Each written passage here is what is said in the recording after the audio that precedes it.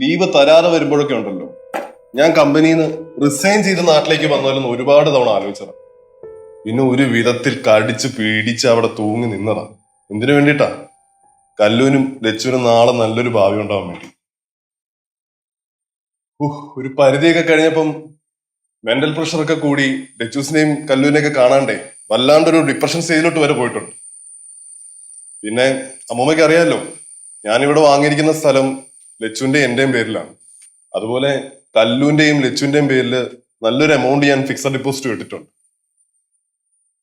പിന്നെ കുഴിപ്പളത്തെ വീടും സ്വത്തും ഒക്കെ കാലശേഷം എനിക്കുള്ളതാണ്.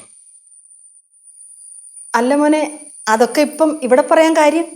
അമ്മൂമ്മ ഞാൻ പറയട്ടെ, ഈ നിൽക്കുന്ന നിപ്പിലേ എനിക്ക് എന്തെങ്കിലും സംഭവിച്ചു പോയാൽ പോലും ലച്ചുവിനെ നല്ലൊരു എമൗണ്ട് ഇൻഷുറൻസ് തുകയായിട്ട് കിട്ടും. മോനെ എടാ പറയട്ടാ, ഇവിടെ വന്ന ശേഷമേ ഞാൻ മൊത്തത്തിലൊന്ന് ഫ്രീ ആയി എന്നുള്ളത് നേരാ. പിന്നെ എടുത്ത ചാടി ബിസിനസ് ഒന്നും ചെയ്യാറുണ്ട് എന്താന്ന് വെച്ച് കഴിഞ്ഞാൽ കയ്യിലിരിക്കുന്ന പൈസ വെറുതെ കളയണ്ടല്ലോ എന്ന് വിചാരിച്ചു.